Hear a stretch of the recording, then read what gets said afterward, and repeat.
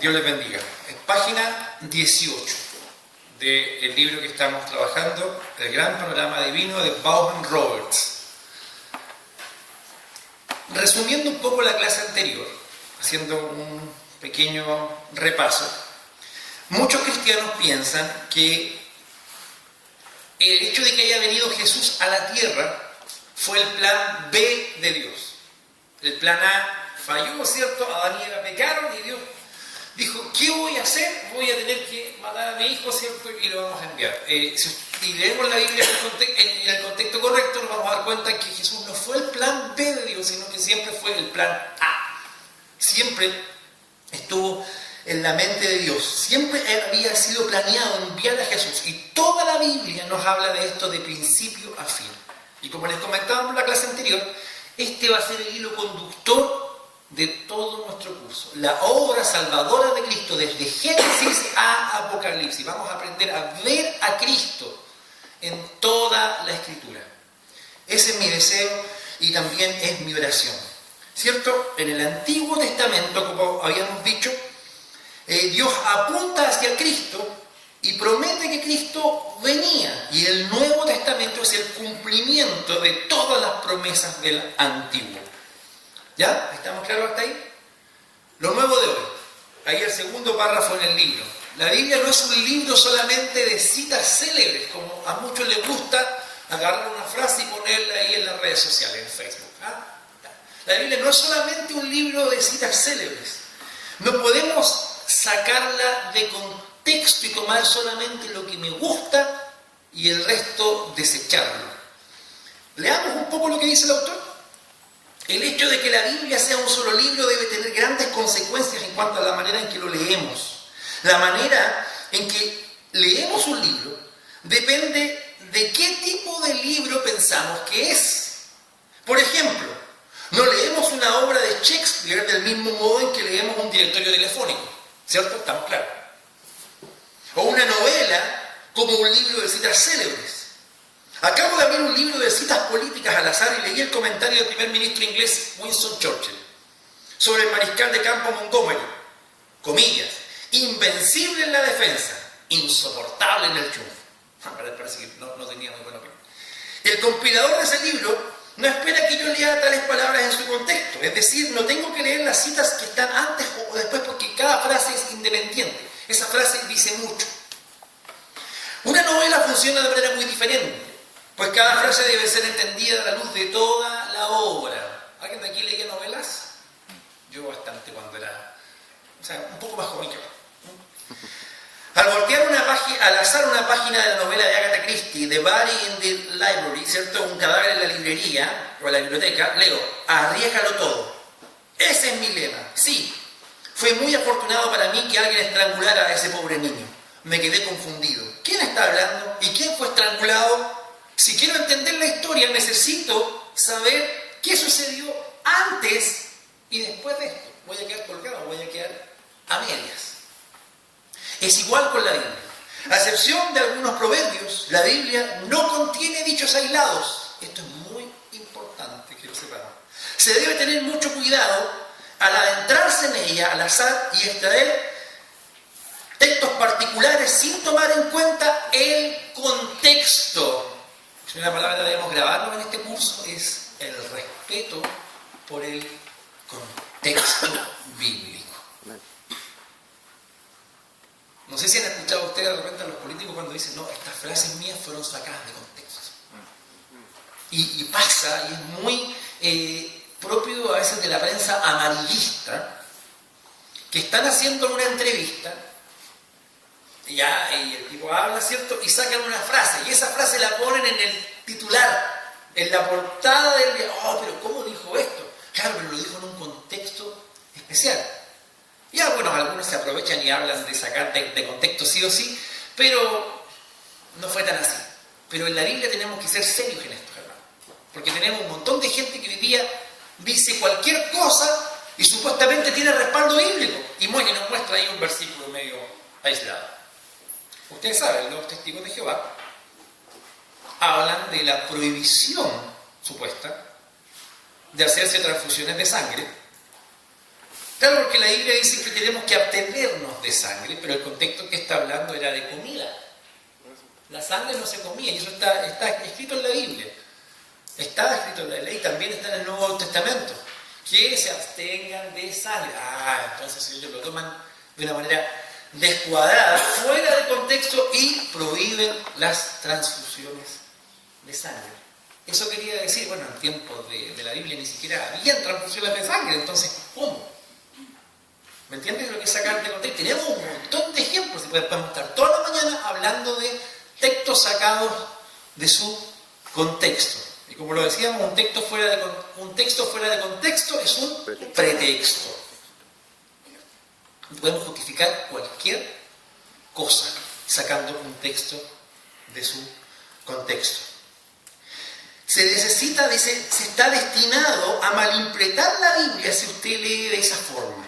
Se necesita comprender cada versículo en el contexto del capítulo donde aparece, y cada capítulo a la luz del libro que está leyendo. Se está leyendo un capítulo de Isaías, debe leerlo a la luz de todo el libro de Isaías, por dar un ejemplo. Además hay un contexto más extenso, que es el contexto de toda la Biblia. Por eso es que es importante, hermano. No es una cuestión de hobby. No, mire, yo leo la Biblia, yo colecciono estampillas. No es un hobby solamente leer la palabra. Como cristianos es nuestro deber tener un entendimiento acabado de ella. Usted se da cuenta. Y espero que usted no sea. Y usted está aquí porque quiere salir de un grupo intermedio que hay en la iglesia, que es un grupo de montones de hermanos, por desgracia, que no les gusta el estudio de la palabra, que no leen la palabra y que andan arrastrados de aquí y por allá, como dice la Biblia, por todo viento de doctrina. Ya tenemos un profeta nuevo. Ya hay un nuevo gurú. Y vamos para allá y vamos para acá. Y después vienen los desencantos porque se dan cuenta que esos profetas, entre comillas, y esos gurús eran tan humanos como ellos. Y cometían los mismos pecados que ellos. Y algunas cosas peores. ¿Sí o no? Que Dios nos ayude. Sigamos. La Biblia tampoco es una colección simplemente de libros. Acá el autor dice, posee una colección de novelas de Hermann Hesse.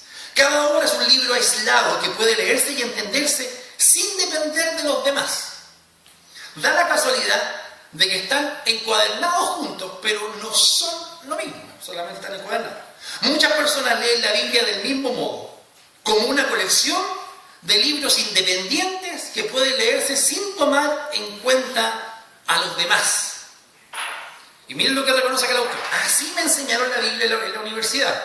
Buscábamos el mensaje central de Ezequiel, Jonás o Juan, sin considerar cómo cada libro se relacionaba con la Biblia como un todo. Cuando hablamos del contexto general de la Biblia. No podemos sacar un libro y dejarlo solo y separarlo, aislarlo del mensaje central de la Biblia. Y con efectos de este curso tampoco lo vamos a hacer así. Queremos ver la Biblia siempre en su contexto. También hacíamos una gran división entre el Antiguo y el Nuevo Testamento. Miren lo que dice el autor. Me criticaron cuando dije que Jesús era la respuesta a la pregunta ¿quién es el siervo en la profecía de Isaías? Esto es quizá un poco más profundo para ustedes. Isaías nos narra, hay ciertos cánticos en los capítulos 40 en adelante, ¿cierto?, del siervo de Jehová. Y ahí, si lo vemos nosotros en contexto de toda la Biblia, claramente, este siervo de Jehová habla del Mesías, habla de Jesús. El canto del siervo sufriente, ustedes lo van a ver en Isaías 53, cuando dice, mas él herido fue por nuestras rebeliones. Isaías como que tuvo una tremenda visión de lo que venía más adelante.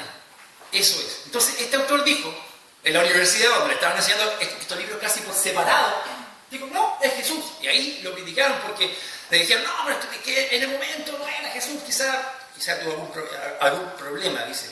Y mire, y él reconoce que estaba estudiando esto mismo, esta carrera de teología.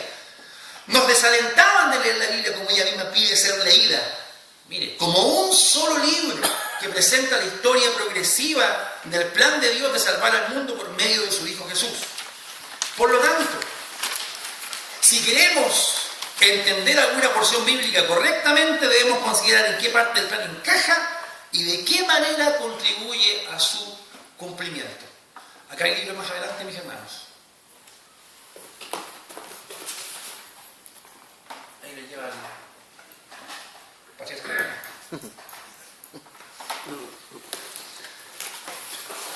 Sigamos. Los hijos de Andrés son lectores ávidos. Acaba de comprarle a su hijo Mateo la última novela de Agatha Christie. No sé si algunos se acordará de la novela de Agatha Christie. Yo, sí. Que Lucy dijo también que leerle. La librería ya no tenía más ejemplares. Mira el ejemplo importante. Lucy no aceptó otra obra. También dijo que no esperaría a que su hermano terminara de leerla. En su desesperación, Andrés tomó el libro y lo partió en dos. Y le dio a cada niño una mitad. Ambos niños se sintieron frustrados. Más tarde Mateo descubrió que el coronel Bufton Tufton había sido asesinado en el salón de billar, pero su parte concluía antes de que pudiera descubrir quién había cometido el crimen. Lucy, por su parte, leyó que el mayordomo lo hizo, pero no tenía idea qué cosa había hecho. El ejemplo es muy sencillo. En realidad, nadie sería tan imprudente como para dividir de esa manera un libro de Agatha Christie, porque ambas partes deben leerse juntas, separadas no tienen sentido. Mire qué interesante. Exacto. Por sí mismo, el Antiguo Testamento es una historia incompleta, una promesa sin cumplimiento. Pero si queremos saber qué quiso decir, necesitamos ¿qué cosa? El Nuevo Testamento. Por su parte, el Nuevo Testamento se refiere constantemente ¿a quién? Al Antiguo, para ver la promesa que se cumple.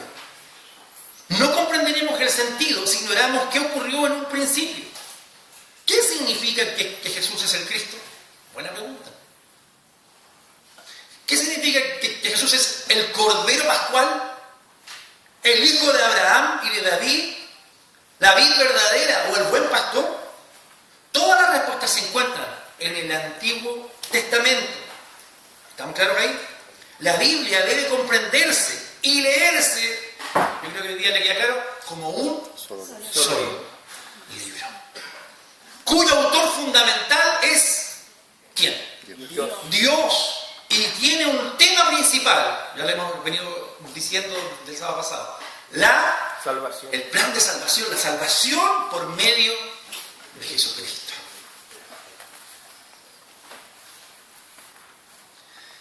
Me han dicho que los soldados paracaidistas del Servicio Especial Aéreo, ¿cierto?, están entrenados para detenerse cuando llegan a un territorio desconocido, antes de iniciar ningún movimiento.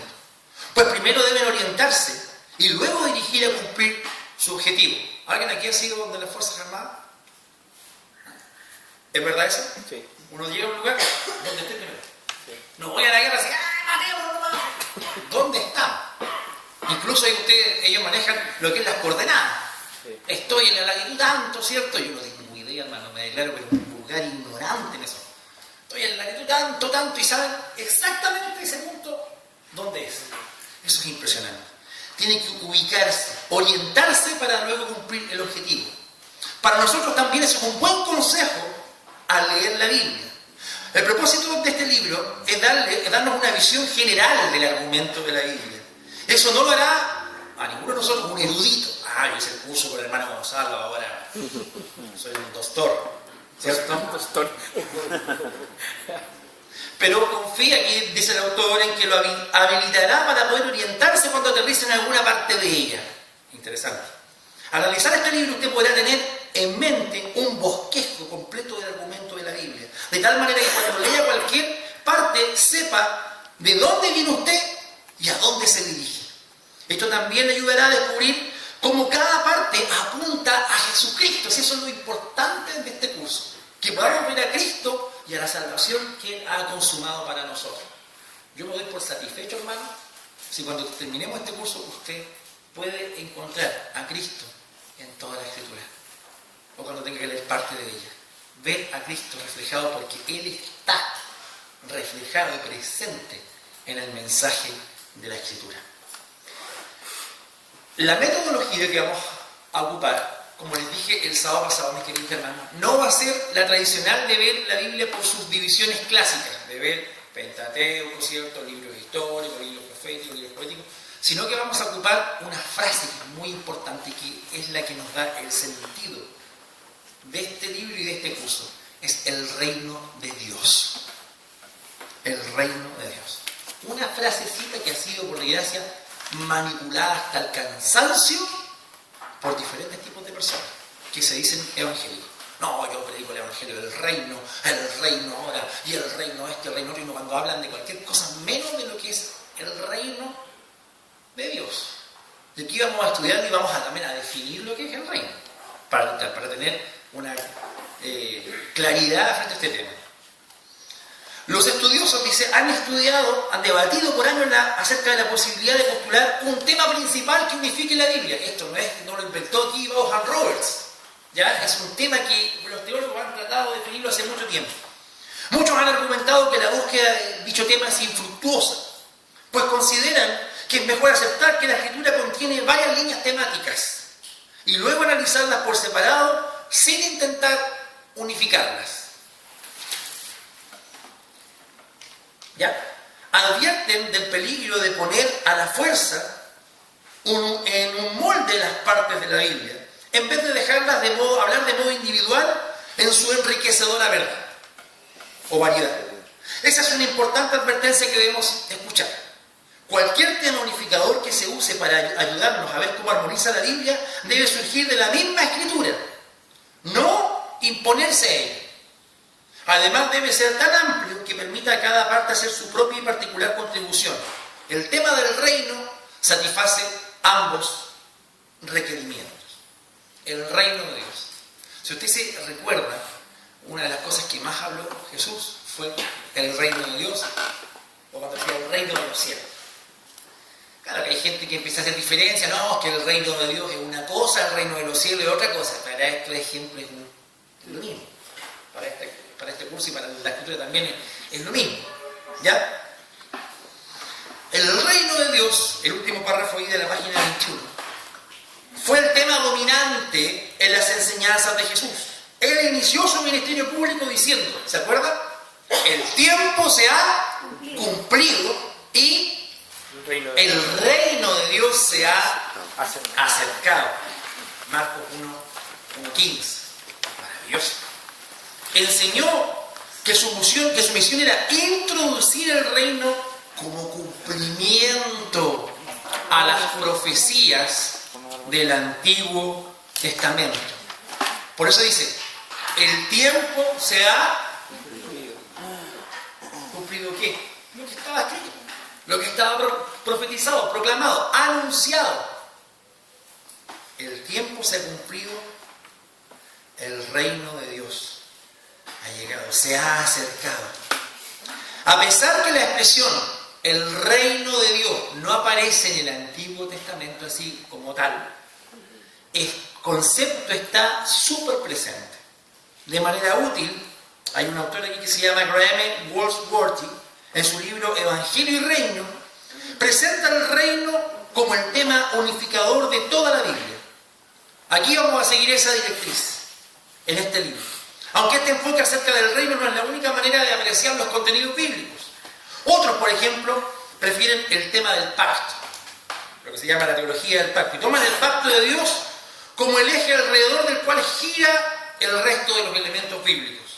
Espero que quede claro que estos dos enfoques no se contradicen, pues las promesas del pacto de Dios son las promesas del reino. Y ahora, ¿qué sería el reino de Dios? Acá hay una definición bastante buena. ¿Qué es el reino de Dios? Para que tengamos meridianamente claro, me parece una definición muy interesante. El reino de Dios es el pueblo de Dios en el lugar de Dios, bajo el gobierno y la bendición de Dios. Interesante. Este autor, Goldsworthy, define el reino como el pueblo de Dios en el lugar de Dios, bajo el gobierno de Dios, como está en la figura 5. Eso se oye muy simplista para definir un tema de tanta importancia en la Escritura. Pero estas sencillas palabras son a la vez muy profundas. Dios desea que el ser humano comience a disfrutar una íntima relación con Él en su presencia. Puesto que Él es un Dios santo y perfecto, eso es posible solo si nos sometemos a su amoroso gobierno y no pecamos. Eso es lo mejor de la vida. Vivirla como fue diseñada para vivirse. Vivir bajo el gobierno de Dios significa, mire bien, disfrutar la bendición de Dios, Ambas cosas van de la mano. Eso es lo que vemos desde la creación del jardín del Edén hasta la caída. Pero en aquella ocasión los hombres desobedecieron a Dios y se privaron de su bendición, y las consecuencias fueron devastadoras. El relato del jardín del Edén que nosotros leemos tan a la rápida, así, se pusieron un delantal de hoja y después y piel y... Hermano, esto marcó todo lo que llamamos el pecado de la humanidad, toda la maldición que venimos arrastrando hasta hoy. Entonces, es importante leerlo bien en su contexto y ver cómo se fue desarrollando esto y ver que estas consecuencias fueron devastadoras para toda la humanidad y para la creación. Las cosas se estropearon, pero Dios en su gran amor promete reordenar las cosas y restablecer su reino acá en la tierra. Y el resto de la Biblia es el cumplimiento de lo que Dios promete en el jardín del Edén. El restablecimiento de su reino acá en la tierra. Parcialmente en la historia de Israel, primero, en el periodo del Antiguo Pacto, ¿cierto? Y luego, perfectamente, por medio de Jesucristo. Así que la Biblia trata del plan de Dios de salvación, su promesa, ¿cierto?, de restaurar su reino, y luego el cumplimiento de esa promesa por medio de su Hijo Jesús. ¿Amén? Los que han ido llegando, se me acabaron los libros por hoy día, no pensamos que venir tanta gente, así que faltó fe. Vamos a la página 23. Ahora, vamos a ver cuál es la visión panorámica que desarrolla acá el autor. Con este mismo tema del reino lo vamos a ver acá. Está la figura número 6, que está ahí en la página 23, la parte inferior. En el Antiguo Testamento vamos a hablar de el patrón del reino, el reino perdido, el reino prometido, el reino parcial, el reino profetizado, y en el Nuevo Testamento el reino presente, el reino proclamado, el reino perfeccionado. Mira lo que dice acá Owen Roberts. Cuando estudié literatura inglesa en la escuela, encontré de gran ayuda comprar una guía de estudio para los libros que estuve leyendo, porque siempre me daría una sinopsis de las principales secciones. Hoy día la gente lee puros resúmenes a las pruebas. ¿Quién tiene el resumen del libro tanto? Usted métase a internet y se va a dar cuenta que sí. Es interesante, no lo leen entero. He dividido la Biblia en 8 secciones, en las que acabamos de comentar, que son las principales épocas en el plan progresivo de Dios de restaurar su reino. Los nombres que le di a cada una de esas secciones proveen de los títulos de cada capítulo de este libro. Eso lo vamos a ver así. Son 8 capítulos en total. Ruego disculpen las aliteraciones que han resultado en 1 o 2 encabezados no muy eficaces. Los he hecho para poder recordarlos con mayor facilidad. Solamente. Vamos a definir el número 1. El patrón del reino dentro de lo que es el Antiguo Testamento. En el jardín del Edén vemos el mundo tal como Dios lo diseñó. El pueblo de Dios, Adán y Eva, vivían en la tierra de Dios, el jardín, bajo su gobierno, mientras ellos se sometían a la palabra, ¿cierto? A su palabra. En la Biblia, estar bajo el gobierno de Dios es siempre disfrutar de su bendición. Yo he tratado de imaginarme, queridos hermanos, cómo fue esto. Yo creo que esto es, algunos dicen que esto es simbólico. Creo que Edén existió, tal como la Biblia lo dice, y tiene que haber sido fantástico. No sé si ustedes han pensado, ese estado de pureza completa y de comunión perfecta con Dios. Maravilloso. Maravilloso, o sea, caminar con Dios, disfrutar con Él. ¿Se dan cuenta? Lo que se perdieron estos compañeros, lo que se perdieron por estar bien, por querer ir más allá. De estar bajo el gobierno de Dios, es decir, siempre estar bajo la protección y disfrutar, ¿cierto?, de la bendición de Dios. Es la mejor manera de vivir. La creación original de Dios nos muestra, ¿cierto?, el modelo del reino como debe ser. Así Dios quería y así Dios quiere restaurar todas las cosas. Ahora, número 2, el reino perdido. Lamentablemente, Adán y Eva pensaron que la vida sería mejor si se independizaban de Dios. Y el gran problema del hombre es este mismo. El hombre plantea que puede vivir la vida independiente de Dios.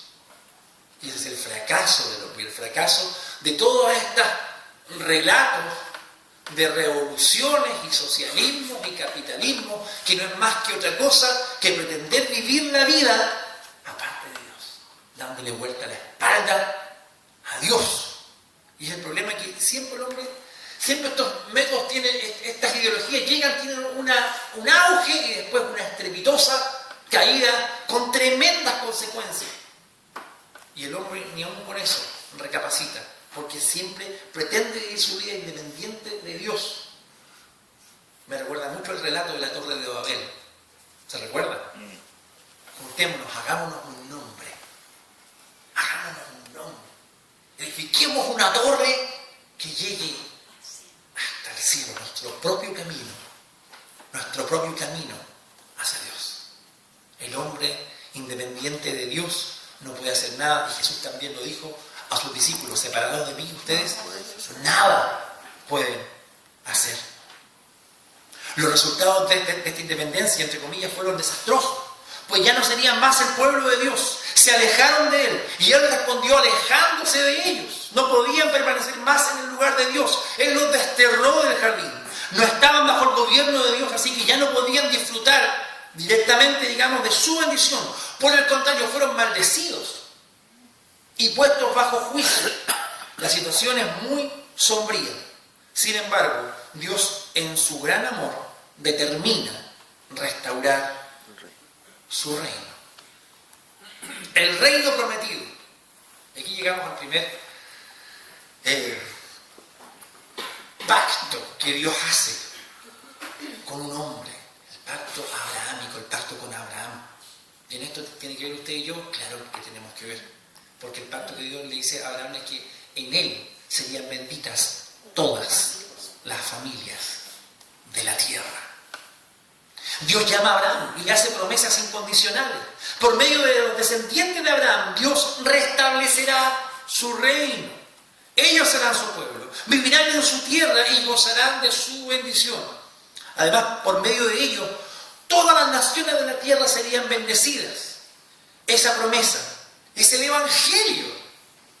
¿Usted cómo puede ver el Evangelio atrás? Ahí está el Evangelio prometido a Abraham. En ti serán benditas todas las familias de la tierra.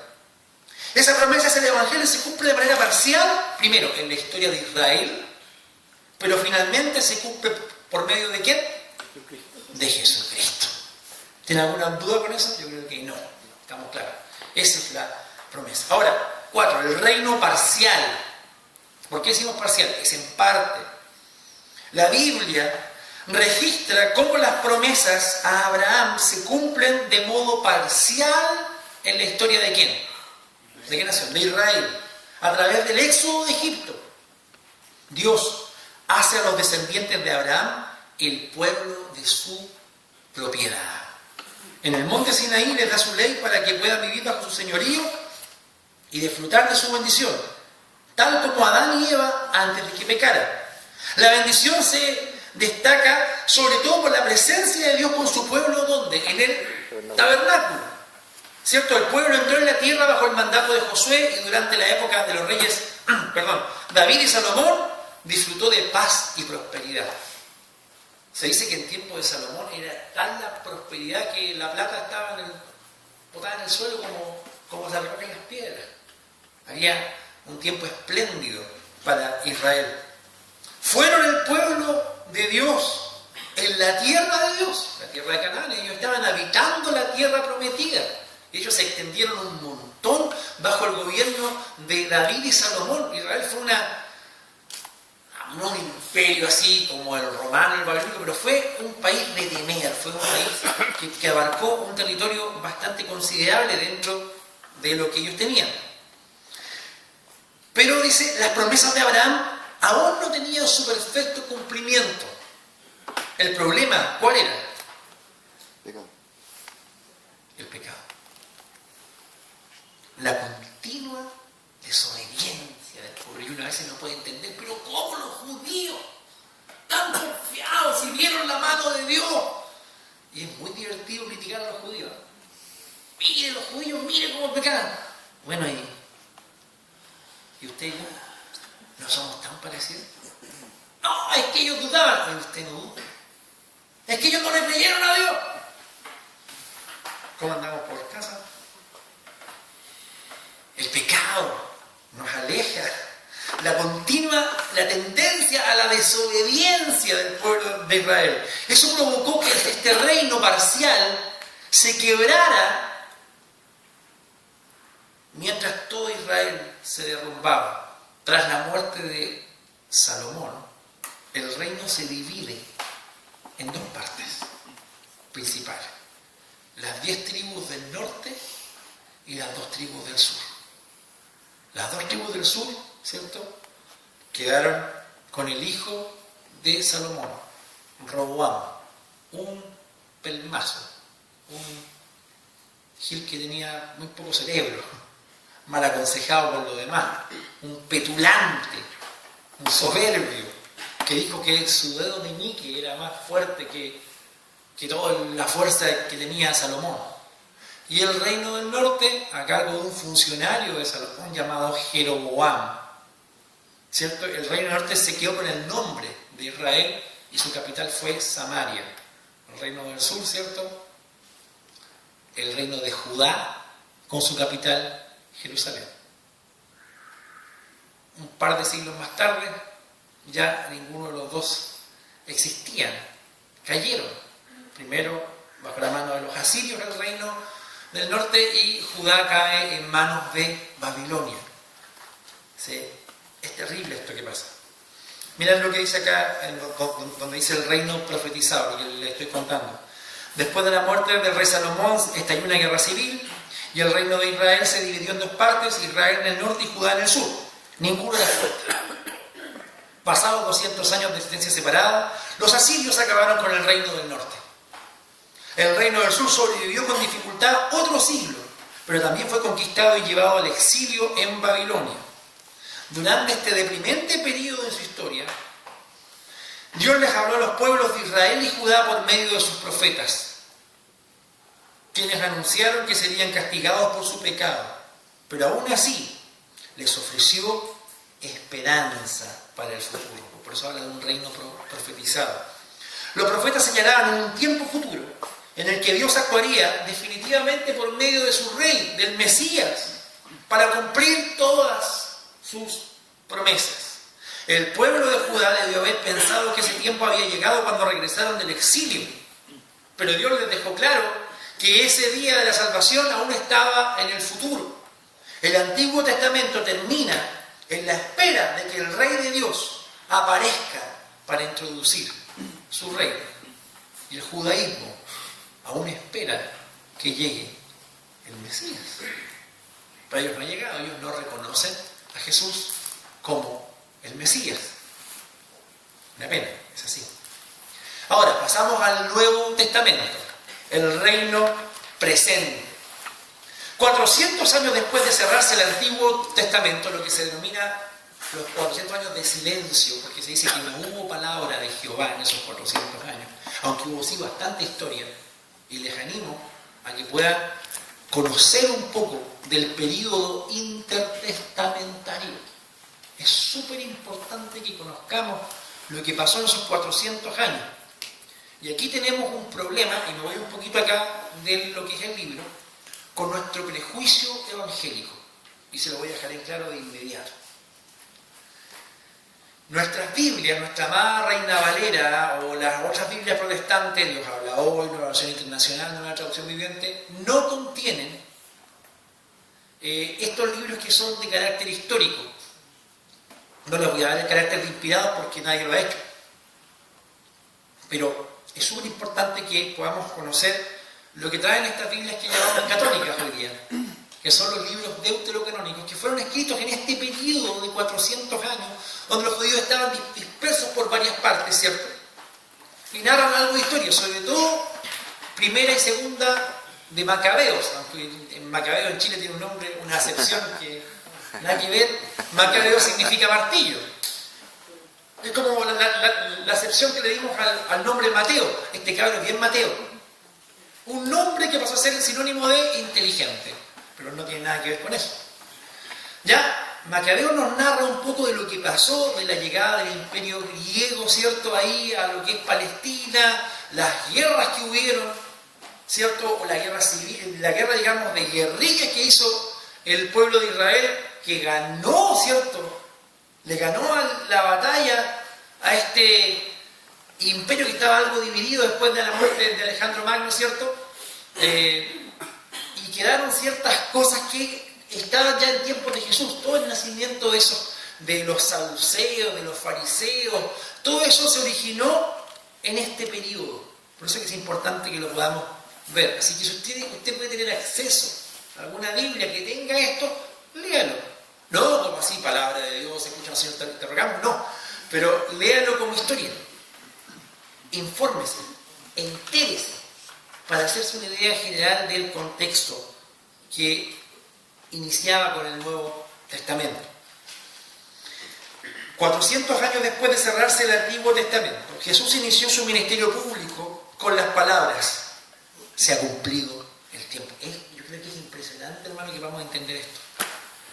El tiempo se ha cumplido. Jesús está diciendo que Él es el cumplimiento del Antiguo Testamento. El tiempo se ha cumplido, el reino de Dios se ha acercado o está cerca. La espera había pasado. El Rey de Dios había venido a establecer el reino de Dios. Su vida, enseñanzas y milagros, todo probaba que Él era quien decía ser, Dios mismo en forma humana. Paréntesis, hermano. Jesucristo es Dios.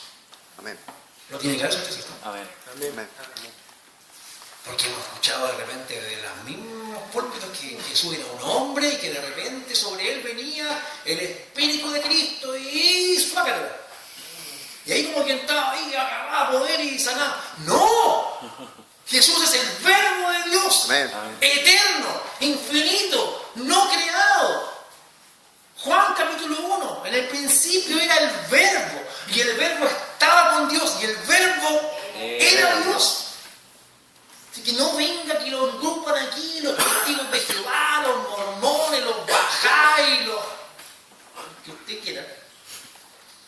No, que Jesús fue un gran maestro ascendido, un hombre sin igual, y la volada. No, hermano, no ves que volar rara. Jesús es Dios. Amén.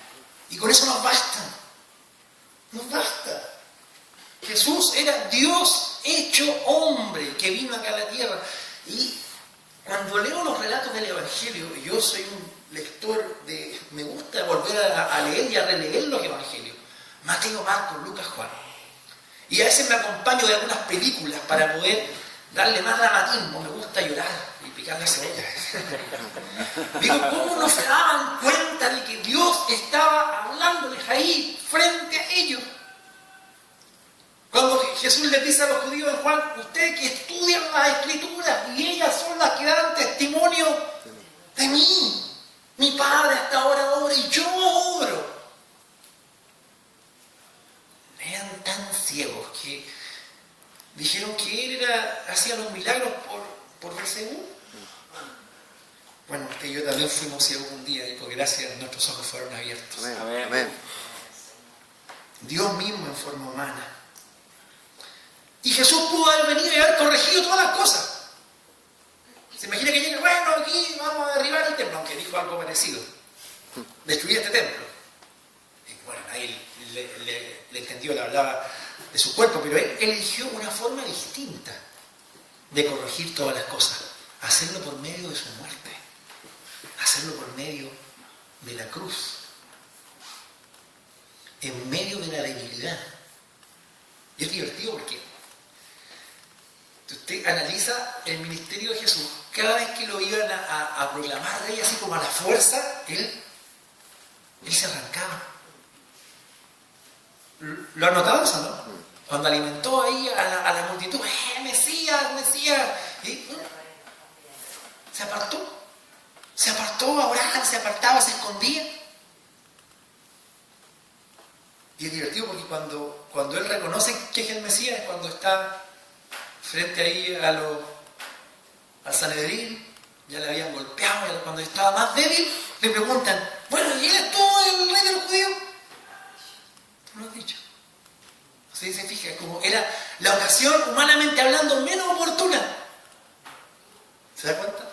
La manera que él había escogido esto era distinto, fue a través de la cruz. Y la cruz es la máxima manifestación de la gloria Amén. Y la gracia Amén. De Dios. Amén. La cruz no es una derrota, hermano. La cruz es la victoria de Cristo. Amén. Y lo que da la victoria a este reino presente, lo que le da el sentido, el realce a este reino presente. Con su muerte Jesús solucionó el problema del pecado e hizo posible para la humanidad, ¿cierto?, regresar a una relación personal con su Padre. Ahora podemos acercarnos libremente al trono de la gracia Amén. Y hallar el oportuno socorro. Tenemos un libre acceso a la presencia de Dios por medio de Jesucristo. Eso antes era imposible, hermano. Acercarse a Dios era imposible. Así tan directamente como usted y yo tenemos el privilegio hoy día. El velo fue partido, no rasgado de arriba hacia abajo. Hay libre acceso por medio de la muerte y la persona de Jesucristo. Es por eso que oramos en el nombre de Jesús. No oramos, te pido, Señor, en el nombre de la Asamblea de Dios Autónoma. ¿Qué es eso? Te pido por el apóstol tal. No. En el nombre de Jesús. Fue Él quien nos abrió este camino. La resurrección de Cristo comprobó el éxito de la misión redentora de Jesús en la cruz y anunció que hay esperanza para este mundo. Y quienes confían en Cristo pueden esperar pasar la vida eterna con Él. ¿Lo creemos que es? Amén. Amén. Todo aquel que en Él cree. Todo aquel que en Él cree. No se pierda, mas tenga vida eterna. De ahí viene lo que llama el autor el reino proclamado. Mediante su muerte y resurrección, Jesús hizo todo lo necesario. Escuche bien, todo lo necesario. No hay que agregarle algo más. No, que a Jesús le faltó esto. Hay una secta en Corea que ya va en declive que se llama la secta Moon. No sé si la escuchaba algo. Antes salía en la tele, pero ahora ha perdido porque no sé si se murió el coreanito ya, pero... Pero él decía que el intento de Dios era de formar la familia celestial acá en la tierra. Entonces, Adán falló. Falló porque se metió con Agar y ahí tuvo sus problemas. Y Jesús también falló, ¿no? Eso dice este coreano. Bien patudo por lo demás, ¿cierto? Que Jesús falló porque tenía que formar la familia perfecta, pero lo mataron. Uy. Entonces él, este coreano, Sun Jin-moon creo que se llama, ha sido llamado por Dios para formar la familia perfecta. Él con su esposa. Miren lo que hace eso. Y se hacían hartos matrimonios con él. Él celebraba bodas así como multitudinarias de harta gente en estadios. Esa era la onda. Pero Jesús no falló nada. Jesús ganó aquí medio. Y mediante su muerte y su resurrección hizo todo lo necesario. No hay que agregarle nada más. Él dijo, consumado es. Para poner todas las cosas en orden de nuevo y completar la restauración del reino de Dios. Pero no terminó su labor en su primera venida a la tierra. Él ascendió al cielo y dejó en claro que pasaría un tiempo antes de que regresara. Y Jesús va a regresar. Amén. La espera permite a más personas escuchar las buenas nuevas de Cristo para que pongan su fe en Él y están listos para cuando Él venga. Eso hacemos en la espera de Cristo, pues. Predicar este evangelio. Si la idea de este curso no es que nos quedemos aquí, hermano, ahora que sea harto de la Biblia, oh, me voy a ir a casa, ahora estoy llenito de la palabra. No, la idea es que usted pueda compartir esto. Amén. Estas buenas nuevas son dignas de ser anunciadas allá afuera. Amén. Jesús ha vencido y el Rey va a volver. Él va a volver. Y eso es lo que tenemos que predicarle a todos cuantos nos sea posible. Vivimos en este periodo, al cual la Biblia llama los últimos días. Y eso también es necesario aclarar. La gente dice, estamos viviendo, hermano, los últimos tiempos. La Biblia dice que desde que Jesús se fue al cielo hasta hoy son los últimos días. No que ahora de dormir para adelante, no, hermano. Los últimos días son de ahí. Para Dios 1000 años es como un día, entonces no está sujeto Dios a nuestro tiempo. Nosotros sí, pasamos, ¿cuánto vivimos? 70, 80, 90 años y se pasan como un suspiro. ¿O no? Pero estamos en los últimos días, desde que Jesús se fue y prometió volver, vivimos lo que la Biblia llama los últimos días. Hay gente que es tan patúa con esto que se atreve a decir, no, yo creo que nosotros somos la última generación. Probablemente, pero yo no puedo asegurarlo porque la Biblia no lo afirma. No puedo decir, no, es que a mí Dios me reveló la fecha, hermano, el 21 de mayo de este año, a las 2:30 de la tarde, cuando está almorzando. Ahí viene el Señor. Si algún día yo digo eso, hermano, apedréeme. ¿Ah? No está en la palabra de Dios. Estamos en los últimos días. Eso se inició en Pentecostés, ¿cierto? Cuando Dios envió a su Espíritu Santo a equipar a su iglesia para testificar al mundo entero sobre Cristo. Estamos ya en eso. Y ahora, la última división que vamos ya a comenzar a estudiar pronto, el reino perfeccionado. ¿Cuándo va a ser eso? Un día Cristo regresará. Amén. Habrá una gran división y sus enemigos serán apartados de su presencia y echados al infierno. Pero su pueblo permanecerá con él en una perfecta y nueva creación. Luego, por fin, las promesas del Evangelio se cumplirán por completo. El libro de Apocalipsis describe un reino plenamente restaurado. El pueblo de Dios, o sea, cristianos de todas las naciones, no solamente 144.000 como dicen los testigos de Jehová, millones de millones, una incontable multitud. Ahí con Dios, en el lugar de Dios, la nueva creación, el cielo, bajo el gobierno de Dios, disfrutando de su bendición. Como dice Apocalipsis, no habrá más llanto, ni lágrimas, ni clamor, ni dolor, ni enfermedad, y agréguele todo lo que quiera ahí, dolor a los huesos, dolor de cabeza, cefalea, cólico, colon irritable. ¡Chao, hermano! ¡Aleluya! Gozándonos con el Señor un día, con nuestros seres queridos que partieron antes que nosotros. Pero lo más lindo, hermano, vamos a poder contemplar la gloria de Cristo. Amén. ¿Qué más maravilloso puede ser eso? Ese será el reino perfeccionado. Nada podrá estropear este final feliz. Y esto no es un cuento de hadas. Esta es, como decía mi abuela, que para descanse, la pura y santa verdad. De verdad viviremos felices por la eternidad con Cristo.